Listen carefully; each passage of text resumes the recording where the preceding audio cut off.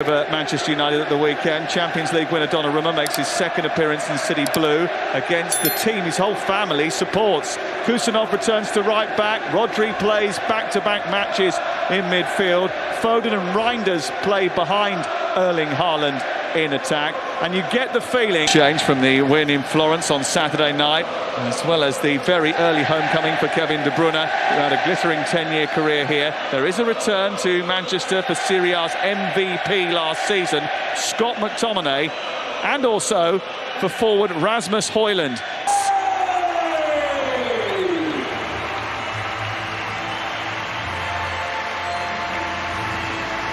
He's got a long way to go to emulate the 16 titles and 108 goals that he gathered in 10 years here. But he's already been making himself at home in Naples. 2 goals in his first 3 matches for Antonio Conte's team. And the Italian champions have...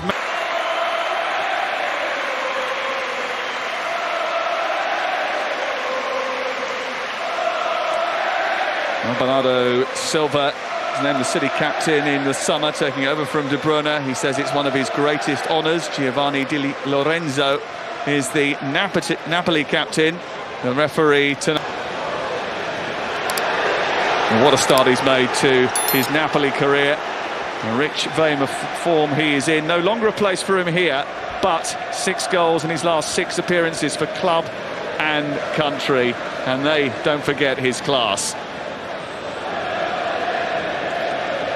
His image adorning many a flag tonight. He is the man who has to negotiate the rebuilding of this squad for a second successive season.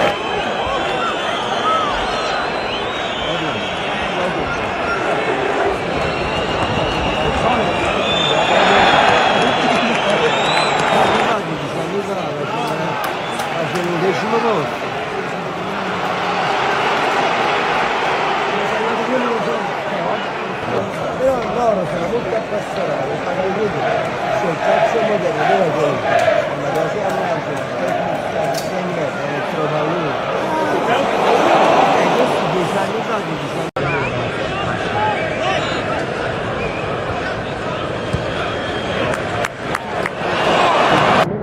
Every time you see the game, fucking work about half the game football.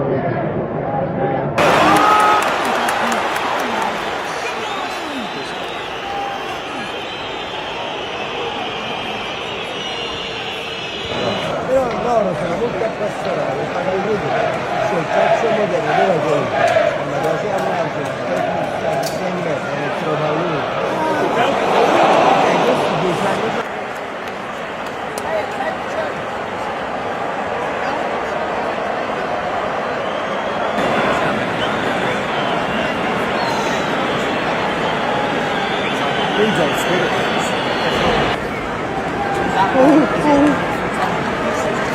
Don't play with it.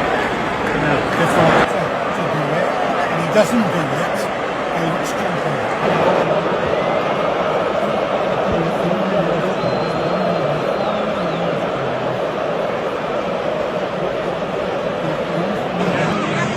You don't want to fucking move in there as he's walking like that.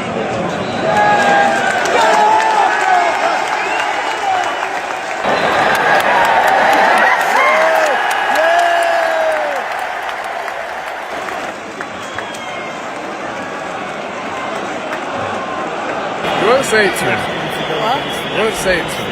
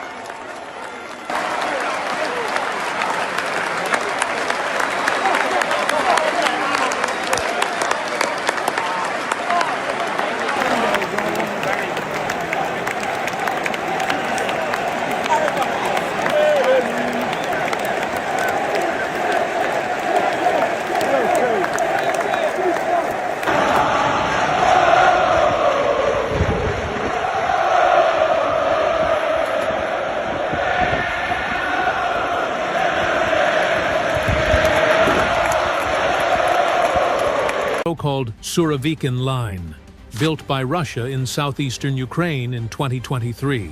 Unlike the French fortifications of the past century, the Surovikin Line was not based solely on bunkers or concrete. It was designed in successive layers of defense, each one meant to wear down the enemy before they could reach the next. Minefields stretching for kilometers, making any fast advance nearly impossible. Anti-tank ditches capable of stopping armored vehicles weighing dozens of tons. Concrete obstacles, known as dragon's teeth, blocking the routes of heavy vehicles. Well-positioned trenches, providing cover for infantry and allowing crossfire on anyone who managed to get past the obstacles. The result was devastating for Ukraine during its counteroffensive in 2023. Well-trained troops, supported by modern tanks such as the M1 Abrams and Bradley fighting vehicles, advanced against these defenses, but ended up moving at an extremely slow pace. Every meter gained came at a high cost in lives and equipment. Field reports showed columns of armored vehicles blown up by mines, engineering vehicles destroyed before they could clear a path, and soldiers forced to cross zones under constant fire. What was supposed to be a rapid and decisive advance turned into a war of attrition. This recent example has become a warning for all of Europe. If the Russians managed to stall a modern offensive equipped with Western technology, using nothing more than well-organized defensive layers, why couldn't the Baltic states use the same logic to protect themselves? And that is exactly where Lithuania draws its inspiration, transforming its territory into an obstacle so costly that any invasion becomes a suicidal gamble for Moscow. In January of 2024, Estonia, Latvia, and Lithuania announced a historic agreement, the creation of a joint defensive line, already being called by analysts the Baltic Defense Line. Each country adopted its own strategy, but fully integrated into the common effort.